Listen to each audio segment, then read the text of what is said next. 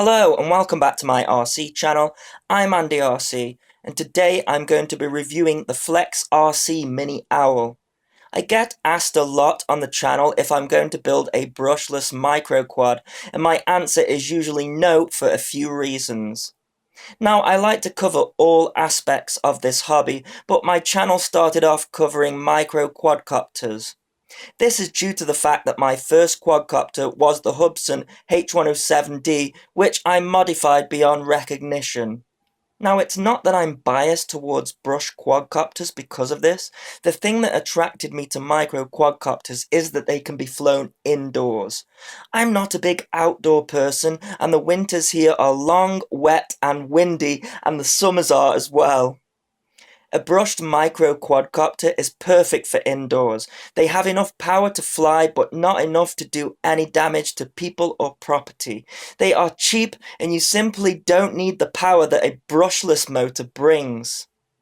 In comparison, a brushless setup is much more suited to outdoors, where you can make use of the extra power, and if we are flying outdoors, then why keep it micro? You can build a 250 mini quad powerhouse that can carry a GoPro or a Xiaomi Yi.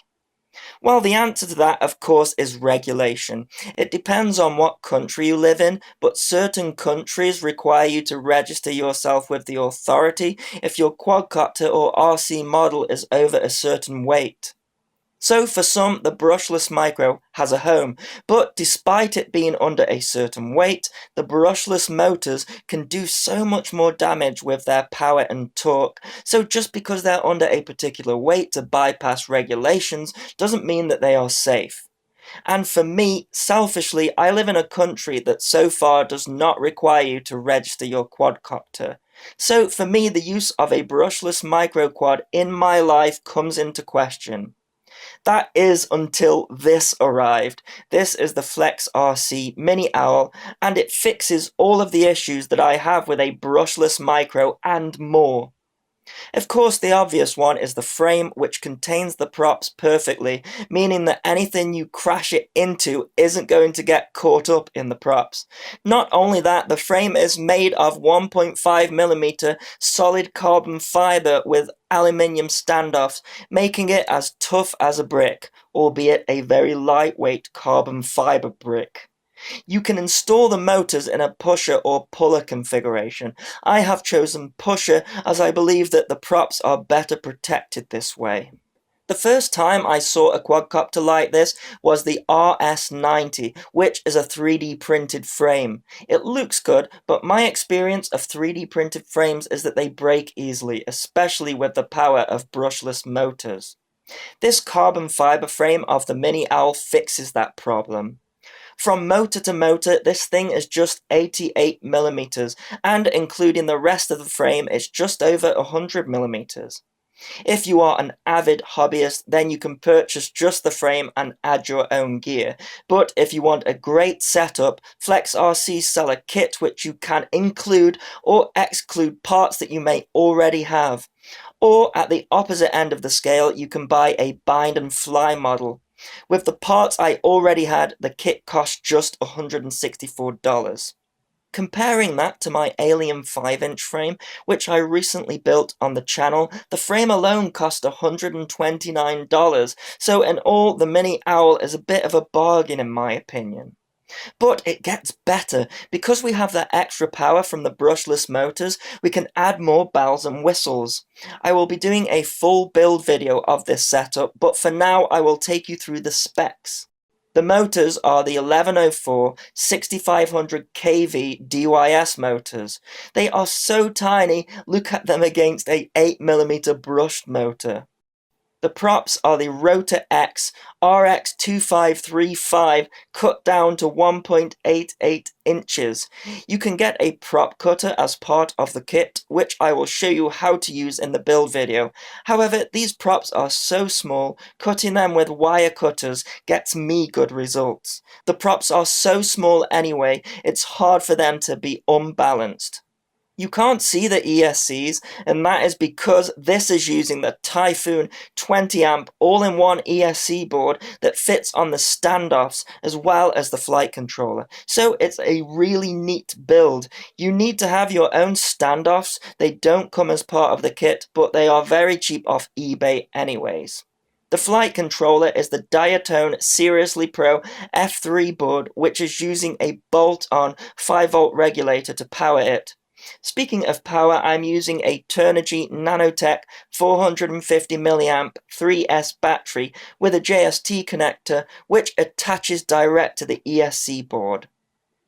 I have programmed a micro-minim OSD which fetches the VBAT data from the flight controller and intercepts the FPV gear.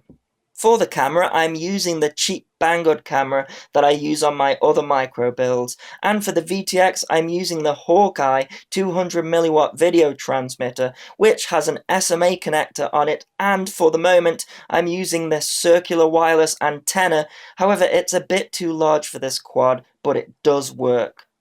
The VTX is a little heavy, but it is regulated so I can power my camera off it noise-free. I may change this eventually, however the Mini Owl is designed for it and it fits perfect. You can mount an 808/16 camera on the top of the battery, but honestly I prefer not to do this. The 808/16 weighs 17 grams, and while the Mini Owl carries it no problem, you will lose some flight time having the extra weight. For the receiver, I'm using a tiny Lemon RX DSMX satellite, and I'm using the Betaflight firmware on the flight controller along with the multi-rewrite PID settings and air mode selected. It weighs just 140 grams without the 808/16 in total, which is pretty impressive. For the video receiver, I'm using my Fat Shark Dominator V2 goggles.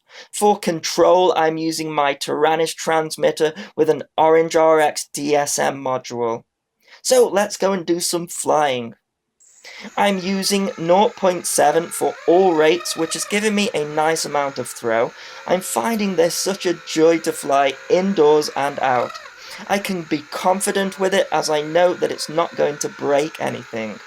The stock multi-rewrite PIDs are pretty smooth for this quadcopter, however I noticed that when I punched the throttle, the quad became a little loose. I think I need to play around with the TPA settings a bit more, but in all I'm happy with how it flies.